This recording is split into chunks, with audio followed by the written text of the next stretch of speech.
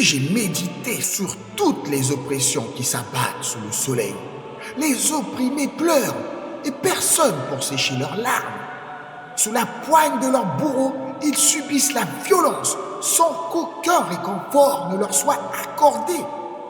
J'ai estimé que ceux qui ont déjà trouvé le repos de la mort sont plus heureux que les vivants qui affrontent encore ce monde. Et plus encore, celui qui n'a jamais vu le jour, qui n'a point été témoin des ignominies qui se déroulent sous le soleil. J'ai observé que chaque effort, chaque habileté humaine découle souvent de la jalousie envers autrui, une absurdité et une course insensée. L'insensé, bras croisés, s'abandonne à sa propre déchéance. Mieux vaut une poignée de paix qu'un labeur insatiable, une poursuite désespérée de ce qui ne peut être saisi. Encore une autre absurdité sous le soleil. Tel homme, seul, sans allié, ni fils, ni frère, ne cesse de s'user au travail, son regard jamais rassasié de richesse. Pour qui donc se prive-t-il?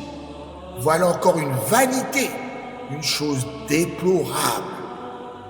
Deux valent mieux qu'un, car ils jouissent ensemble des fruits de leur labeur. Si l'un trébuche, son compagnon le relève. Mais malheur à l'isolé, qui tombe sans personne pour l'aider. De même, deux ensemble se réchauffent, mais seuls, comment trouver chaleur? Et si un seul peut être dominé, deux peuvent résister. Et un triple lien est plus solide encore. Mieux vaut un jeune humble et sage qu'un roi âgé et insensé qui ne prête plus attention aux conseils.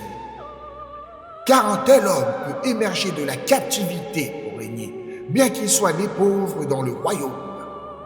J'ai vu les vivants sous le soleil suivre le jeune futur roi avec espoir. Et pourtant, ce peuple sans fin qu'il dirigea sera oublié par ceux qui viendront ensuite.